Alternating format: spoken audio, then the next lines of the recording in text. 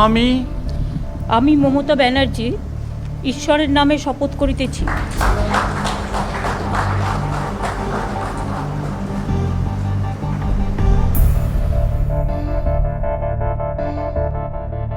नमस्कार, मेरा नाम है बरसर। आप देख रहे हैं हिंदुस्तान फोकस। इस शो में हम उन मुद्दों और खबरों पे बात करते हैं जो सीधे आपसे वास्ता रखती हैं या चर्चा में रहती हैं। ममता का शपथ ग्रहण और बंगाल के राज्यपाल जगदीप धनखड़ आज चर्चा में है। ये चर्चा दो तरह की है। एक तो ममता की तीसरी बार मुख्यमंत्री बनने की, दूसरी जो सबसे अहम है वो है ममता बनाम राज्यपाल की।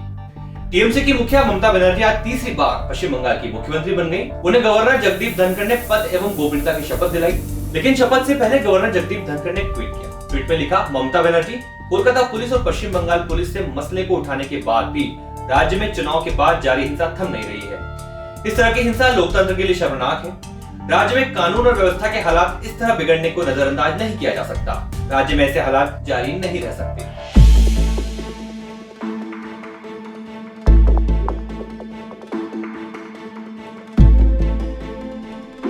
इस ट्वीट को लेकर कयास लगाए जा रहे हैं कि बंगाल में यदि हिंसा नहीं रुकी तो राज्य में राष्ट्रपति शासन लगाया जा सकता है।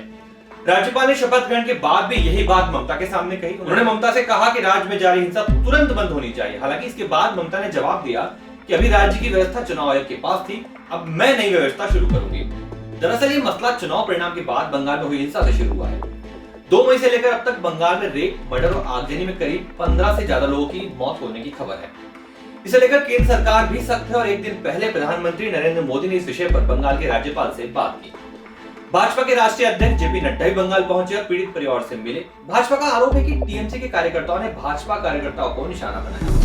हिंसा के खिलाफ सुप्रीम कोर्ट में याचिका भी दायर की गई है। इसमें पश्चिम बंगाल में विधानसभा चुनाव के बाद व्यापक हिंसा का आरोप लगाया गया और राज्य में राष्ट्रपति शासन लगाने, केंद्रीय बलों की तैनाती और लक्षित हिंसा में जांच शीर्ष अदालत के एक सेवानिवृत्त न्यायाधीश से कराने की अनुरोध किया गया है।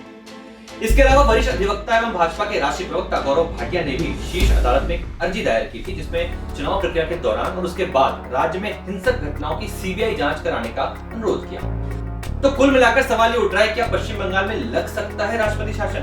तो आपको बता दें, राष्ट्रपति शासन लगाने कुछ नियम होते हैं। भारत के संविधान के अनुच्छेद 356 में राष्ट्रपति शासन की व्यवस्था दी गई है।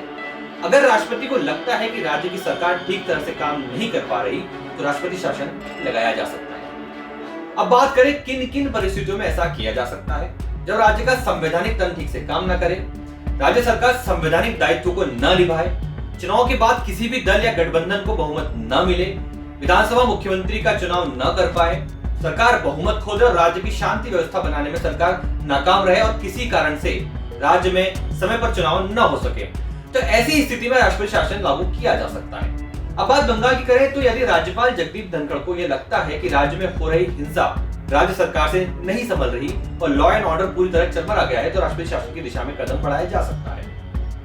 खैर, ये तो वक्त ही बताएगा कि बंगाल में राष्ट्रपति शासन लगता है या ममता अपनी तीसरी पारी की धुआंधार शुरुआत करती है। हिंदुस्तान फोकस में फिलहाल इतना ही। हम फिर हाजिर होंगे नए विषय के साथ। तब तक आप देखते रहिए लाइव हिंदुस्तान।